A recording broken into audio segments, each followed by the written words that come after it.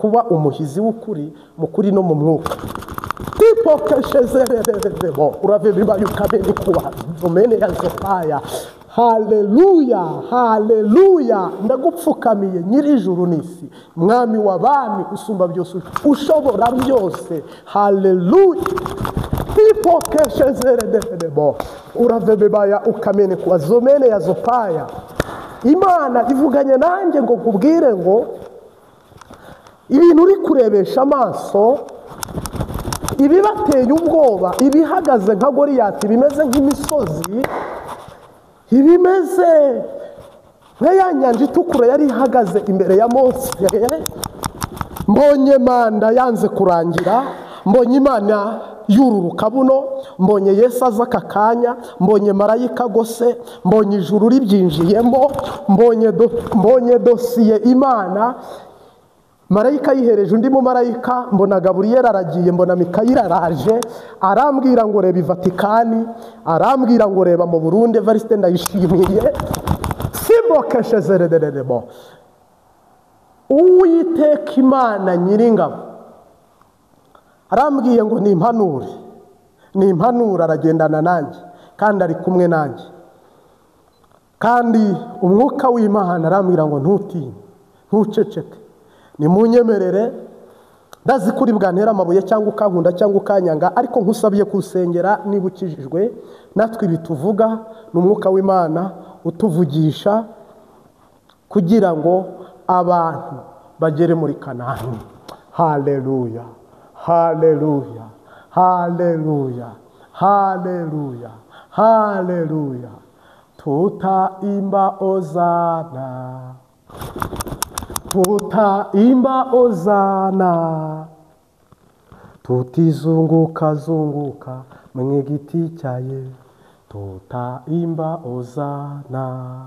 Mpanuye mvuga ngo uwitwa Papa mushya warahiye ntabwo iyi manda azayirangiza. Uwitwa Evariste Ndayishimiye ntabwo manda azayirangiza. Uko ari babiri n'ubundi buhanuzi bwose tugiye kunyuzamo muri iki kiganiro, ntabwo ibiringo byabo Yesu Kristo yampishuriye ko ntabwo bishoboka ko bazabirangiza. Mbisubiyemo, witwa Evariste General Majoro Sebarundi nyene cyubahiro Ndayishimiye ntabwo manda azayirangiza. Ndabizi uri bubaze byinshi cyangwa se turi bunabyemere, turi bunabyumve, ariko naririmbye mo hano ndababwira ngo ariko iby'Imana ishima nibyo nge ngomba gukora. Haleluya. Mu rugendo nta wabimenya byose, ariko icyo nzi cyo nuko tuzabimenya. Ndagaruka kuri nyene cyubahiro Papa i Vatikani i Roma mu Butaliyani. N'ubu uri umukatolika udukurikira, kwiseguyeho message ntitugitanga ku mpamvu naka, ahubwo tugitanga kubwo gusunikwa n'umwuka wera. Ntabwo manda, uyu mupapa yararahiye, yaratowe na misa ya mbere arayisoma, ariko uwera Nyiringabo Imana yambwiye ngo aratwikuruye.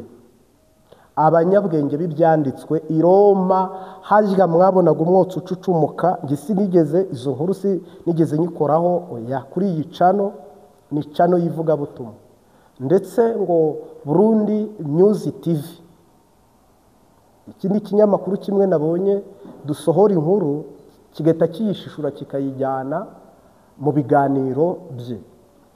Nagira ngo nkubwire ko bitemewe kandi si byiza, koko n'ibibazo bari kukubaza muri comment ntushaka kubisubiza, koko iyo nta nimero zanjye ziriho, si n'ubutumwa, ibyo ukora si byo nkora, content yawe si yo content yanjye, je ni content yivuga butumwa. Ngira ngo rero nkusabye ko wahagarikiraho, cyangwa se ubwo ukaba witeguye kuba wajya kwiga ishuri rya Bibiliya, ushobora kuba utazi amategeko agenga imikorere ya YouTube. Ubwo nawe rero ndazi ko ukunda gusura iyi cano, ugerageze wigengesere. Nigarukire, umwuka w'Imana avugana nanjye ngo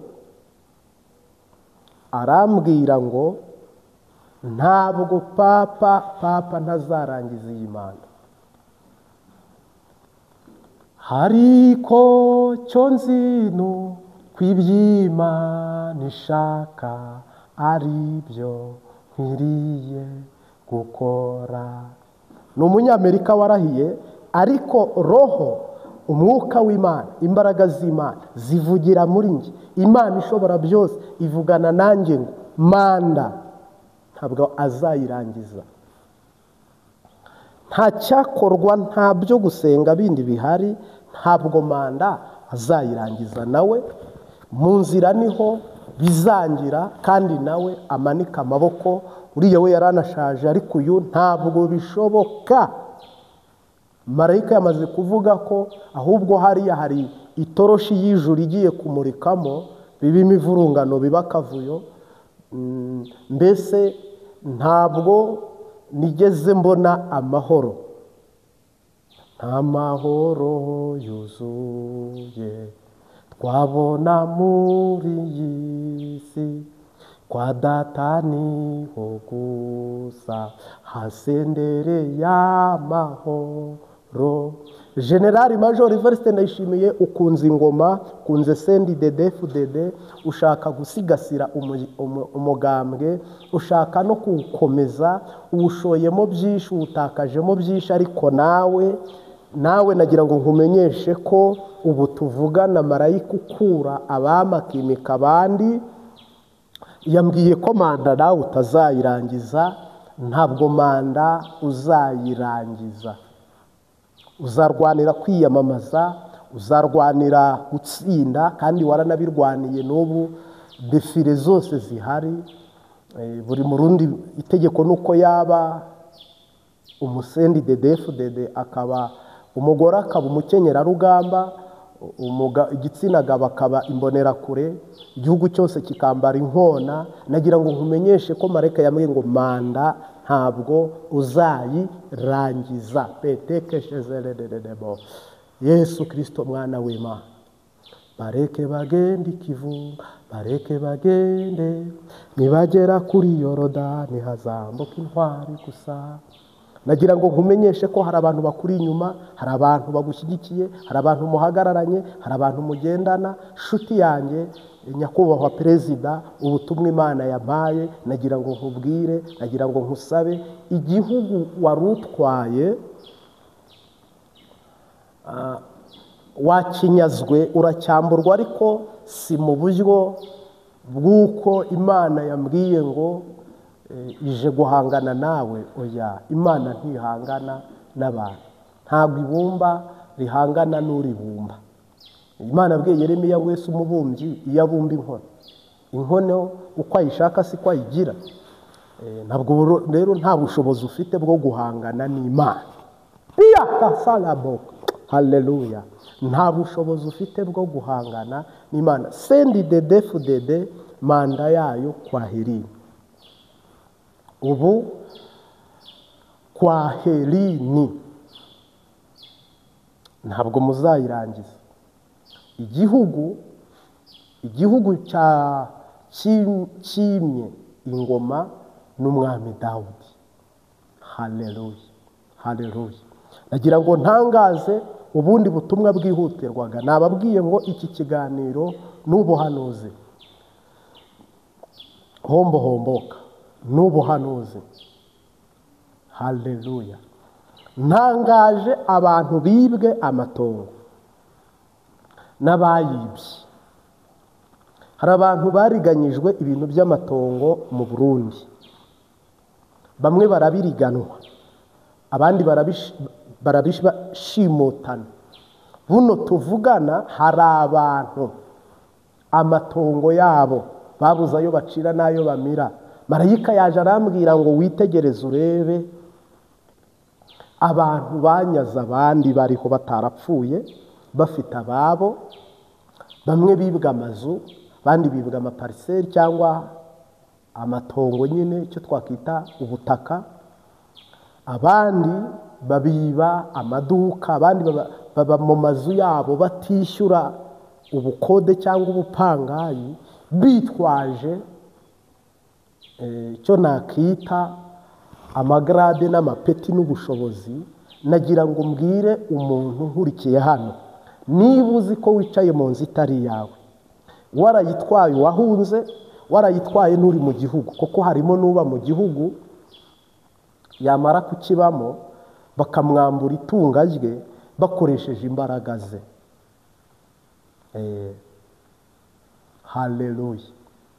Harimo rero n'uwahunze mbere ya 2015, undahunga muri 2015, undahunga nyuma ya 2015, abandi nabo batawa, yaba mwari muhezeyo, yaba mwari mupfiriyeyo, noneho ubu butunzi bwose tukabwiyegeranyiriza ko bukaza kuri twebwe bukaba ubwacu, bityo tukarushirizaho kwihezagirirwa no gutera imbere, bundi tukajya mu muhanda tukaririmba cyaratuvunye ntitubaha sapurusa inko nirarara, ibintu nk'ibyo, noneho mugafiringa.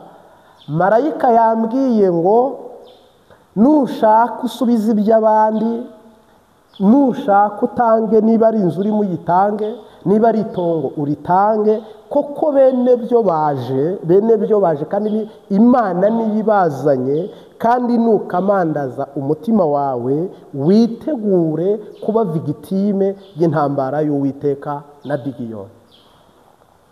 Umunyantege nke isuzugurwa hano, Nyarucari mutari muzi, niwe ugiye guhabwa ijambo, niwe ugiye kuba yavuga bikumvikana, kandi agahabwa ubutware bwo guhonyora inzoka na sikoropiyo.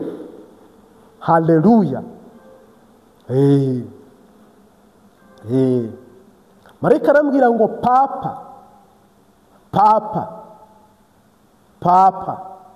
haciyemo igihe kirekire, ibintu by'imidurumbagatanya byaherukaga ku bwa Martin Luther, ibintu by'akavuyo byaherukaga nyine mu binyejana byahise, ariko buno ibindi bintu biragarutse byitwa akavuyo. Abasengera kiliziya musenge, nanjye ndimo, nababwiye ko nge nkunda amahoro ntakunda intambara, uretse ko hari abayikunda. Nagira ngo nkumenyeshe ko Yesu ko yari ari kera n'uyu munsi niko akiri. Pia shazaredererebo uravebeba yukamene kuwa zomene ya zopaya, uko Imana yari iri kera n'uyu munsi niko ikiri. Ndumva Imana ivugana nanjye.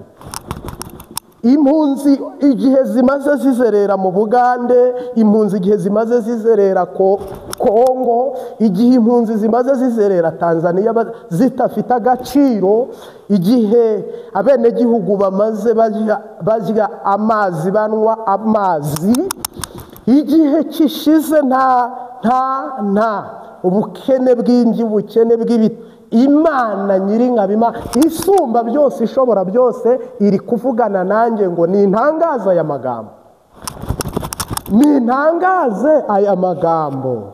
Haleluya. Nintangaze iri jambo, nuko ukuboko kw'Imana kumanutse kuzamura uyu mworo wiswe isuzugurwa, kuzamura igihugu cy'u Burundi, kwimika mu Burundi. Haleluya. Kandi ntangaze ko ishobora byose, isumba byose, mugiye kuyibona, mugiye kuyibona. Haleluya. Ngiriyi iraje, yari yaranyazwe kera, ngiriyi iraje, n'isanduku y'isezerano, ngiriyi iraje. Igihe impunzi zimaze zizenguruka Uburayi, zizenguruka Amerika, muri Amerika uzajyayo utajyanywe n'ubuhunzi, utagiye nk'impunzi. Nagira ngo nkumenyeshe ko akagabo gahimba kandi kataraza, nagira ngo nkumenyeshe ko ibya kera birashize, ibi ni ibishyashya. Ntabwo njya mpanura ibintu byo muri nza, umwuka uba muri jye. Marayika ugendana nanjye kuva nkijijwe, sinjya mpanura ibintu byo muri nza. Igihe nk'iki ubyandike, ubyandike. Uwiteka arirahiye, yarirahiye, Imana yarirahiye, yavuze yuko icyubahiro cyayo itazagiha undi kandi ntizemera ku izina ryayo ritukwa. Haleluya. Yarukijije Hana mu maso ya mukeba we, yajyaga mukina ku mubyimba akamusebya, imuha umwana w'umuhungu amwita Danyeli amutuye, Uwiteka bamuvugaga barahora. Haleluya. Ntabwo Imana yakemera ko iyi nzara iguma muri ba bantu batoya. Ntabwo Yesu yabyemera ko igihugu kiba umusaka kikaba umwirare. Hari amasezerano Imana yakivuzeho, hari amasezerano Imana yavuze kuri Bujumbura, iyavuga kuri provinsi ariyo yose. Nta gasozi katahagazweho n'umuhanuzi ngo ahanure muri iki gihugu, nta mugezi n'umwe utarahagazweho n'umunyamasengesho ngo yature umugisha, nta murwa na sumurwa nta hatarageze ivugabutumwa ryururutsa imitima rivuga iby'amahoro rikamamaza iby'agakiza, kandi iryo rigatangaza ko Yuda agiye gukomeza ibirori bye muri iki gihugu cy'umurundi n'umurundikazi. Haleluya. Ni ukuvuga rero mugiye kubona marayika umwami Imana akora ibitangaza iburyo n'ibumoso, agiye guhagarara ahera, kandi namwe abeze mwari muzi ko mugiye kuba abantu mu buryo bw'umwuka no mu buryo bw'umubiri bitari gupfundapfundikanya. Mugiye kuba abantu Imana yavuzeho. Birasohoye, birasohoye. Abagenda bayembayemba nibo baduteje akaga, abagenda bayembayemba nibo baduteje akaga, kubera ko harimo abantu hano manura bakabyita politiki. Bitegereze, hari aho ngiye, urabona nambaye rinete, sishyiraho nimero, na neva yemerewe kumpamagara nkabyemanga, no muri gereza nabyemanga.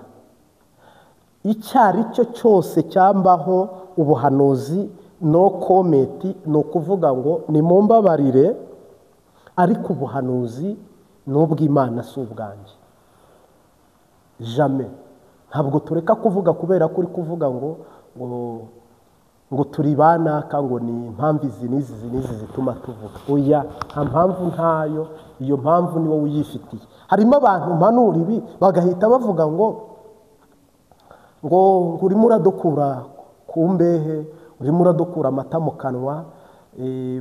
Muri CNDD-FDD nari nkomeye, niho nari nkibona akazi. Mbese bari bakiri gusahuranwa, umwe ajyaniwe undi ajyaniwe, ariko haraba. Ese ubundi wabirekera uku mwakira muri bangahe, ubundi mukize muri bangahe?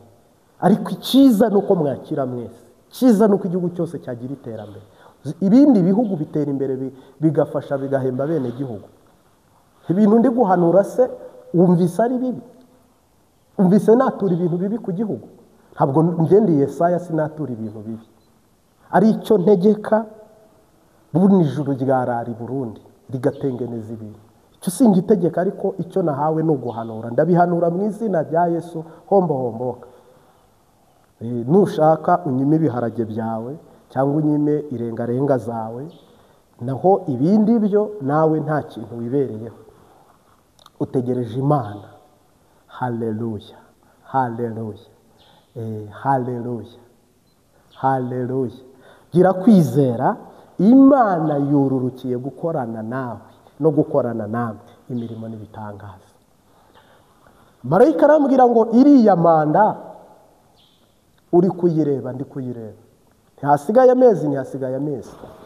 Barimo barakata, bagakata, bakamanuka, bakazamuka, bagatambika, bagahagarara bashakisha icyatuma Evariste Ndayishimiye yasubira kwiyamamaza kandi agatwara igihugu. Niyo migambi n'imigabo barimo. Mwami Yesu, igihugu ni icyawe na Ndayishimiye n'uwawe, n'abatwaye n'abawe ni wowe ugena itanguriro n'iherezo. Marayika arambwira ngo processes zatangiwe kera z'uko yasubizwa ku buyobozi no ku ngoma ngo yazavaho, ntabwo mbabwira undi ngo umuntu wari kuzamusimbura reka tumuceceke, ariko dore ngo yari gutwara iyi manda yayirangiza, Neve Evariste Ndayishimiye ngo yayirangiza, giti mu jisho naka nawe akamusimbura agatwara. Ikitangaje rero n'ibyo muvuga, umuntu akavuga ngo avuka Ingozi, undi avuka Igitega, ariko naho hari abarushye n'abaremerewe. Ntabwo ibintu byose uzabona Imana atariyo namba 1, atariyo nimero ya mbere. Ibyo bintu bigenda nk'icyuma kikora ku kindi nta mavuta. N'Ingozi bararushye, n'Imwaro abahabanjije bari barushye. Sinzi undi watwaye y'amezi angahe uriya waguye mu ndege we yayoboye igihe gitoya, niba akomoka Bubanza, niba ari hehe nimpibuka ndahababwira, yatwaye amezi angahe abenegihugu baho bajya banyandikira ati twebwe nta n'iminsi yatwaye yaciye apfa tutaranamenya ko intara yacu yabyaye perezida. Iyo bibi bishoboka, iyo bibi bintu abantu bashoboye, igihugu cyari kwakira rimwe mu iterambere kandi kigahagurukira rimwe mu iterambere, ariko uyu munsi wa none ntabwo bishoboka, nta nubwo bikunda. Haleluya! Nagira ngo ngutangarize ko iyi migabo n'imigambi Imana yarayibonye, ntabwo bizakunda ko iyi migabo n'imigambi isohora. Kandi mbivuze mu kuri, mbivuze mu mwuka, mbivuze nk'ijijwe, mbivuze mu izina rya Yesu, mbivuga mu izina rya Data n'Umwuka Wera. Ntabwo bizahama, ntibizakunda. Kandi ntabwo nteze kuza kuba na musitanteri, sinteze no kuza kuba uzaba tagisimeni mu murwa mukuru. Nge ninzi Bujumbura nzaza nje kurya umukeke, nzaza nje kureba iby'Imana yavuze ko byasohoye, nzaza nje gushyigikira amashimwe y'umwami wacu Yesu Kristo wanesheje mu izina rifite ubutware n'ubushobozi. Yicaye kuri ya ntebe, hari intebe Yesu yicayeho ntiyayishyizweho n'abantu. Hari intebe iruta izindi ntebe, hari intebe Yesu yicayeho agategeka isi, hari intebe Yesu yicayeho agategeka ikuzimu, hari intebe Yesu yicayeho agategeka ijuru. Mu izina ry'uwicaye kuri ya ntebe rero niwe natuye, niwe ndi guhamya, niwe ndi kuvuga, niwe ntangaje ku buzima bwawe. Uwicaye kuri ya ntebe yavuze ijambo abadayimoni bava kwa Yayiro, avuga ijambo abadayimoni bava kwa Lazaro, avuga ijambo abadayimoni barahagarara mu nyanja itukura, avuga ijambo barahagarara muri Yorodani. Yicaye kuri ya ntebe yavuze ijambo ikana, ubukwe bwari bushiriwe abitangiza bushya. Yavuze ijambo ubwo bari bashoje amasengesho bari mu butayu, yari ifi imwe ihinduka amafi, wari umutsima umwe uhinduka imitsima, ngo ahaza ibihumbi n'ibihumbi. Hari ijambo maze igihe utegereje ry'uwicaye kuri iyi ntebe hano dusomye.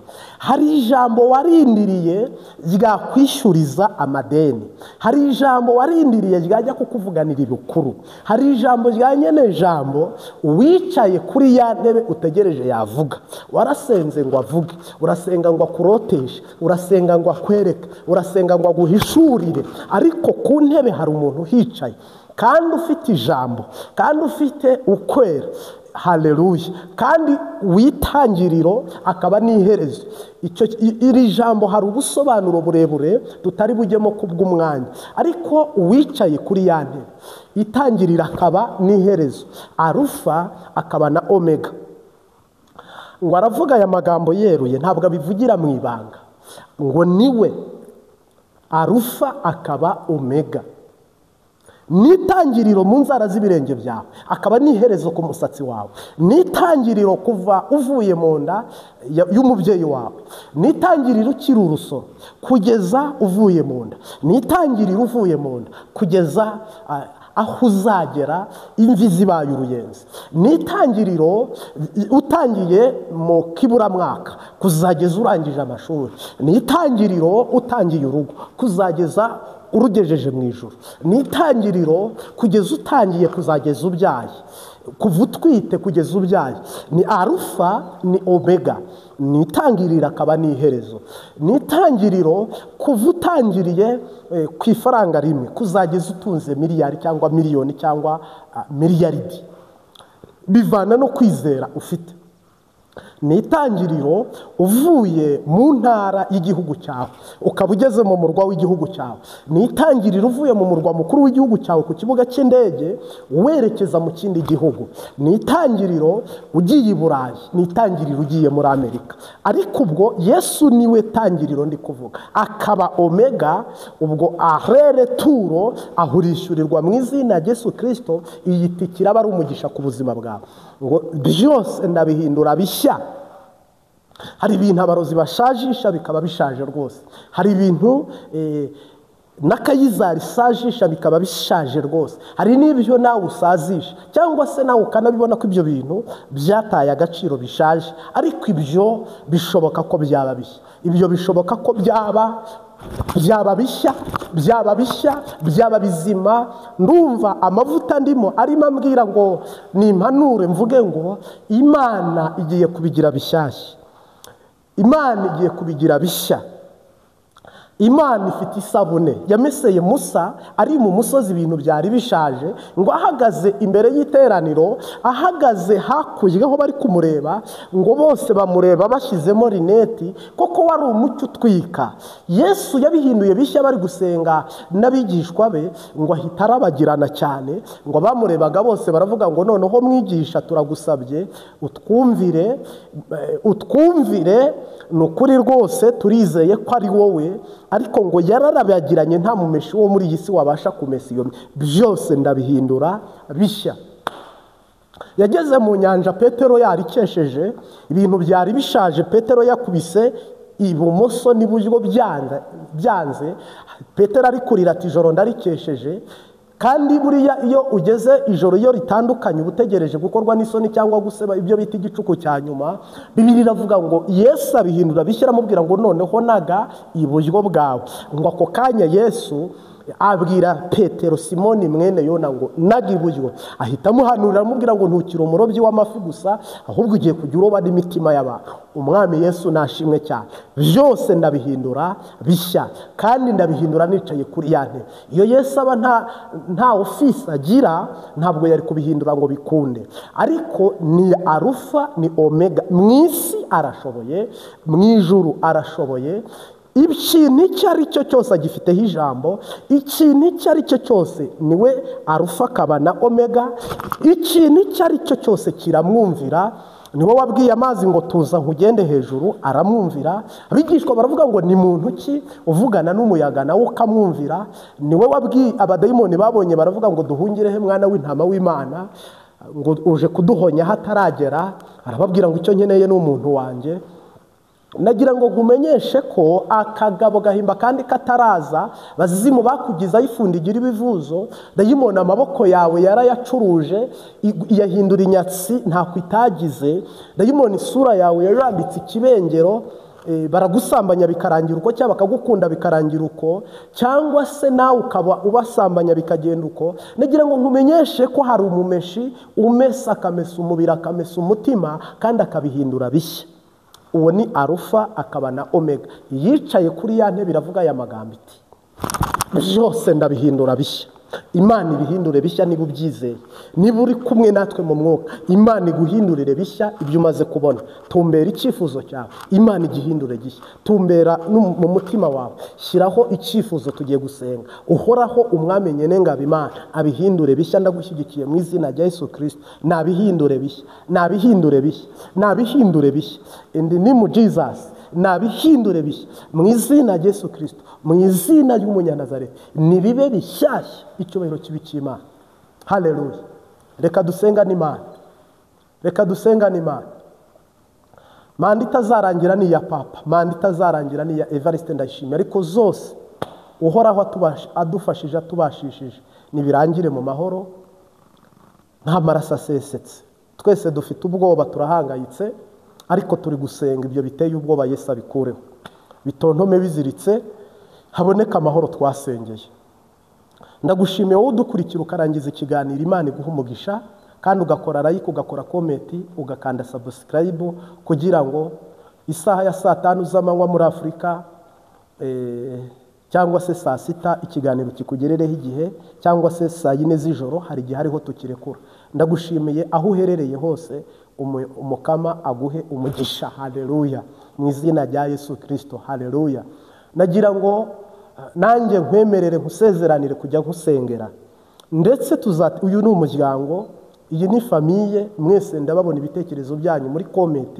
Iyi ni cano yivuga butumwa, ni ijambo ry'Imana ribageraho, n'ubuhanuzi bubageraho, n'ibyiza mbifuriza, n'amahoro mbasabira. Ndagira ngo udukurikiye, ndagira ngo utwumva ugumugendane natwe, kandi mu izina rya Yesu Kristo nitujya dutegura live tuzajya tubitangaza, nidutegura kwiyiriza ubusa tubitangaza. Ababohotse, ababishoboye, dupuraninga amasengesho tuyakorere hamwe, tuyahondere hamwe, nitunasubizwa. Iyi ni Imbabazi TV 3. Nunajya ureba hari abantu batwaka nimero, tuzishyira munsi y'ikiganiro, aho udasobanukiwe, aho utumvise neza tugusobanurire mu buryo ubwo ari bwo bwose. Umukama akumpezagirire. Tera intambwe rero mu izina rya Yesu Kristo, upfukame mu mutima, ureba amaboko yawe uyafate, kuko hari ibintu Imana igiye guhindura bishya kandi iri ku ngoma. Iyo bavuze ngo yicaye ku ntebe, bisobanuye ari ku ngoma, kandi nitangurira akaba n'iherezo. Ubwo uhereye aho Uburayi buri ukageza aho umugabane utangiriye n'aho urangiriye, ubwo uburengerazuba bw'isi, uburasirazuba bw'isi, ubumanuko bw'isi n'ubuseruko bw'isi, aho ni Arufa kaba na Omega. Wowe hari aho wifuza kujya, hari aho wifuza kugera, hari ibyo wifuza gukora, hari ubuzima uri gusaba, hari ibyifuzo umaranye igihe, hari ibyo wabuze, hari ibyo uniha, hari ibyo uganya, hari ibyo wifuza ko umukama yagushyigikiramo. Mu izina rya Yesu Kristo, nubwo wakizera ibindi kuvuga utananyandikiye, nubwo wakumvira ijambo ukazigumba upfukamye ntunavuge, rwose pe ndi imbere y'ishobora byose isumba byose, bajya bampamagara ko bashubijwe, bajya bambwira ngo nge nizeye umwana narifite yakize, ikibazo narifite ukunuko, nkabona imbogisi bari gushima Imana. Nkwifurije amashimwe, wifurije amashimwe atavuye mu bapfumu, wifurije amashimwe y'igitangaza. Yesu yageze mu ijuru, n'abantu bamwizeye, hakozwe ibitangaza byinshi. Abisiraheli bava mu Misiri bageze i Kanani, hakozwe ibitangaza byinshi. Wasanga nawe umaze gukorerwa igitangaza kimwe, nkwifurije ikindi gitangaza. Wasanga umaze kwakira igitangaza kimwe, nkusabiye ikindi gitangaza, urugendo rukomeze. Haleluya. Ibitangaza ni nk'amabuye duhagararaho tugasimbira ku wundi musozi. Ibitangaza ni nk'amabuye duhagararaho tukambuka inyanja mu kwizera. Iyo Yesu agukoreye igitangaza, ubwo umara igihe ugifiringa, cyajya kugajuka cyangwa gusaza agakora ikindi, ubwo ukaba ubonye umwuka wo gusatira ikindi gitangaza. Mungu asifiwe. Kandi Imana niba yaragukoreye igitangaza kimwe, izere n'icya kabiri izagikora. Niba Yesu waramubonye ku wa mbere, no ku wa kabiri uzamubona. Niba waramenye ko yazutse, mu izina rya Yesu n'ibyawe arabizura. Niba waramenye ko ari muzima, nawe uraba muzima mu izina rya Yesu. Niba waramenye ko biriya byose imibabaro yahuye nayo byari ukubera wowe, uzamuha agaciro, umuramye, umupfukamire mu izina rya Yesu. Niba uzi ko atanga ubugingo buhoraho iteka ryose, uzaharanira kuba inyangamugayo. Ndagushimiye Mwami Yesu, ndagushimiye Data wa Aburahamu na Isake na Yakobo, icyubahiro ni cyawe iteka ryose. Ndagushimiye ko ubigenje neza i Burundi, ukabigenza neza itari. Ndagushimiye ko ubigenje neza ku muntu unteza amatwi, ariko ntabwo ari njye ateze amatwi, aba ari wowe ateze amatwi. Ndagushimiye umuntu dutangiranye iri teraniro, ndetse tukaba turi burangizanye. Uha umugisha umuntu wese uteze amatwi, mu izina rya Data n'Umwana n'Umwuka wera. Amen. Yesu Kristo tumuhaye icyubahiro. Ubwo mwebwe mwese kude chapeau, amahoro y'Imana abane namwe. Amen. Reka tugaruke rero mu izina rya Yesu. Ndagaruka mpanura uyu munsi munyemerere mpanuro, umwuka w'ubuhanuzi ari muri jye. Haleluya. Yesaya yaravuze ngo koko umwuka w'Imana ari muri jye, antegeka kubwiriza abaciye bugufi n'abagwaneza ubutumwa bwiza. Niba uciye bugufi ukaba uri umugwaneza, mu izina rya Yesu ubuhanuzi ngiye guhanura, amavuta y'Imana kubeho, imbaraga z'Imana zikubeho mu izina ry'Umunyanazareti. Icyubahiro kibe icy'Imana Data wa twese. Mungu asifiwe sana. Haleluya, haleluya. Nakubwiye ngo iki ni ikiganiro cy'ubuhanuzi. Impwemu y'Umwami Imana iri muri jye ya Kristo. Kandi ubu harimo n'uvuga ngo ukagera iwacu i Burundi ngo twoce tukwereka twakomeza. Reka n'umuryango wawe n'abawe bose. Jyewe Nderiya ntabwo nahabaye kuva 2015 mu ngwana, ariko si cyo gihe nahagereye. Kugera 2019 gisi nigeze mpunga. Bintu ni bibiri ngo numukozaho n'imitwe y'intoki n'urutoki uzaba ubikojeje mu mbone y'ijisho ry'Imana. Fa kuba nge ntitumye ibyo ndi kuvuga atari nanjye nyine byo, ahubwo wantumye mugirira icyizere. Umwuka uri muri twe n'ubugwaneza, ntabwo ari uwi imivurungano. Nizeye rero ntashidikanya ko iyakoze ibyizakora n'ibindi. Ntawe ntutse, ntawe mvumye, nta gihugu natuyeho umuvumo. Icyo mvuze yenda kikubangamiye nuko abantu yenda muri miliyoni zigera muri 13, miliyoni 3 nizo zifite ubuzima, ubwo zifitemo amafaranga, imiduga, inganda n'ibindi byose. Miliyoni 10 zisigaye zose ziri mu nkangara y'ubukene, ziri mu gitebo cy'ubukene, ziri kuhekenya umucanga. Mbese barara bagenda barapambana kila siku, kila jioni, kila segonda, kila munota, nuguhiga ubuzima, ariko byaranze. Ntabwo rero mpanuye ko ahubwo turi kubaka, turi gushyigikira ko bigomba gukunda. Nyikiriza utamene. Ibi bintu rero bigomba gukunda n'ibiki? Nibyo ndi guhanura. Igihugu cyanyu ndi kugisabira umugisha, ndi kugihezagira. Ntabwo rero umubibyi yenda ku mbuto mbere. Ntabwo rero yaza kurya imbuto ngo itumbwira ngo cyagiye ngo watumye ngo ntakaza ngo ikibanza cya minisitiri. Je nta gereza ifunga, nta rupfu pfa. Ibyo bintu bibayeho ni Imana yabibyemeye ko bibaho. Nabwo nagenda ndirimba twarabatuwe rwose n'Umwami wacu Yesu. Byaba ari ubugombe bw'Imana, byaba ari ugushaka no gugomba k'Umwami wacu Yesu Kristo. Ngira ngo rero Dawudi yayoboye neza, akorana n'Imana neza, agendana n'Imana neza, agira umutima mwiza, Imana iramushima. Ubwo ufashe imigabane 5 y'isi, miliyari 8 zituye isi, Burundi burimo miliyoni 13 mu batuye isi. Aho niho hatoranyijwe, aho niho habonetse, niho hagaragaye ugomba kuba Dawudi. Haleluya. Niho habonetse ibuye rizima, niho habonetse agakura utwumiza, niho hazaba gasozi umuhanuzi azahagarara hakavuga ngo Yerusalemu ngiyi, twese tukavuga ngo amen. Haleluya. Uwiteka akumpera umugisha. Ndabakunda cyane. Reka twinjire mu munota wo guhezagira. Iramo iyicara kuri ya ntebe iravuga iti dore byose ndabihindura bishya. Kandi iti andika ayo magambo ari ayo kwizerwa n'ay'ukuri. Kandi iti birarangiye, ninjye Alufa na Omega, itangiriro n'iherezo. Ufite inyota nzamuhera ubuntu kunywa ku isoko y'amazi y'ubugingo. Unesha azararwa byose, nanjye nzaba Imana ye, nawe abe umwana wanjye. Ariko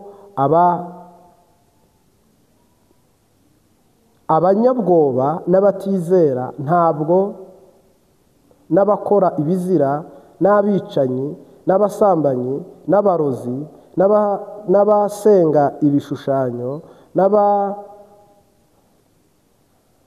n'abanyabinyoma, bose umugabane wabo uzaba mu nyanja yaka umuriro n'amazuku, ari rwo rupfu rwa kabiri. Mungu asifiwe sana. Byose Imana niko ivugana nawe nanjye, ngo byose ndabihindura bishya. Iyicaye kuri ya ntebe, iyo niyo muri kuvugana, iyicaye kuri ya ntebe iravuga aya magambo yeruye iti: ndi Alufa, ndi Omega, ndi itangiriro nkaba n'iherezo. Haleluya! Ndi itangiriro nkaba n'iherezo, kandi byose ndabihindura bishya. Haleluya! Ubukene buragusazishije, indwara ziragushajishije, ibibazo biragushajishije, ndetse nawe ibintu birashaje koko. Amavuta yaragukamanye, ntukerekwa, ntucyumva ijwi, ntugihishurirwa. Tipokeshezerederemo, mbese rwakuzuriyeho, amazi ari hafi kurenga inkombe. Tera agatebe mu izina rya Yesu Kristo. Iyicara kuri ya ntebe iravugana nawe iri jambo ngo: dore byose ndabihindura bishya. Ndi Alufa, ndi Omega. Hari intebe ziruta izindi ntebe.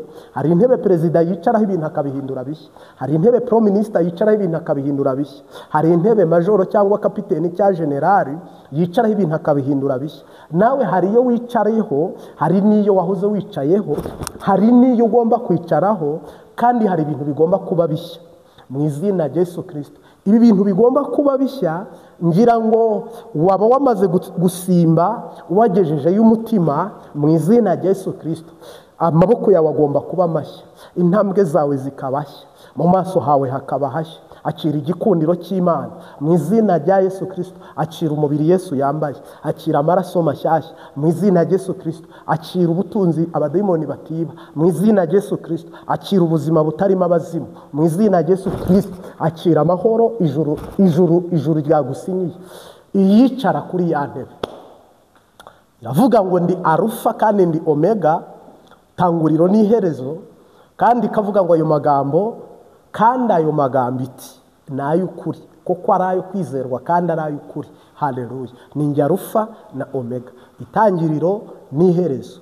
Hepfo hakavuga abanyabyaha umugabane wabo mu izina rya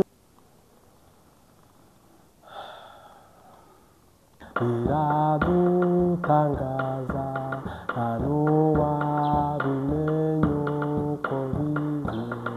Ari kw'icyo nziro, kw'iby'Imana ishaka, ari byo nkwiye gukora.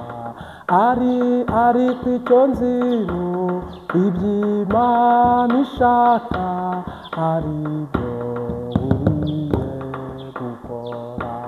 Mu rugendo ntabwo nabimenya byose, ariko nzi ko nzabimenya.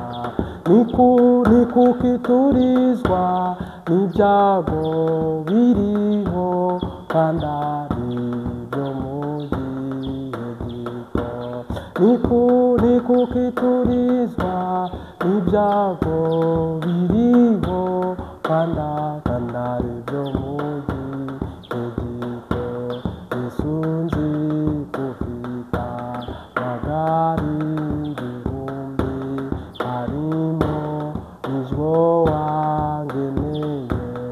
Icyo wamitiye ngo ni ukugira ngo nzagere bujura amahoro. Icyo wamitiye ngo ni ukugira ngo nzagere bujura amahoro. Kandi nk'uko Eliya yajyanwe n'ingoga, nanjye uko niko nzava mu isi. Ubwo ibyago byose bizaba bishize, hariho guhimbaza Imana. Ubwo ibyago byose bizaba bishize, hariho guhimbaza Imana.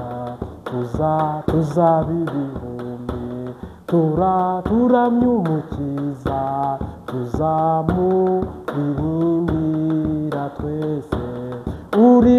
Uri manikira nukamuri byose, ubuntu n'inamo tugira.